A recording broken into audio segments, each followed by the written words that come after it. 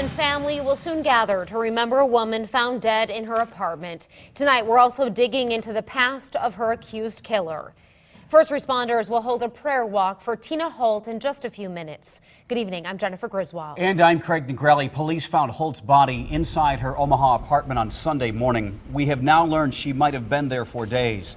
Police picked up Anthony Burries last night in Odessa, Missouri, and booked him on murder charges. KMTV Action 3 News reporter Josh Egbert is near 97th and Mockingbird, where a vigil will get underway at the bottom of the hour. Josh. Well, Craig and Jen, I spoke with Tina Hoult's family members today. They describe her as charismatic, thoughtful, and all-around amazing woman. Her cousin is speaking out, letting everyone know just what kind of person Tina was. We were cousins, but we're so close that we never considered ourselves as cousins. We've always considered ourselves sisters. Shannon Leffler spoke to me by phone from her Grand Island home. She says the fog still hasn't lifted after learning her cousin Tina was murdered. I didn't want to believe it.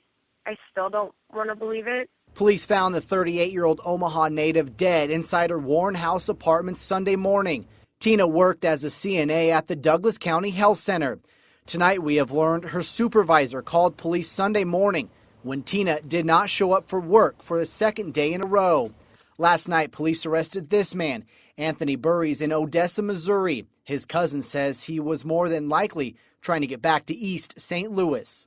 Me knowing my cousin's past, I didn't want her to get caught up in anything, so I told her not to do it. Louise Ross says she hasn't talked to Burries in years, but calls him extremely aggressive, in and out of abusive relationships with multiple women. I know he'll probably, beat somebody up, but I never would think he would literally kill somebody. Court records show Burries was released from prison in November for domestic assault.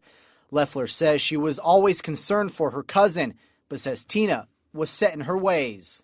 She took everybody's concerns and well wishes and stuff to heart.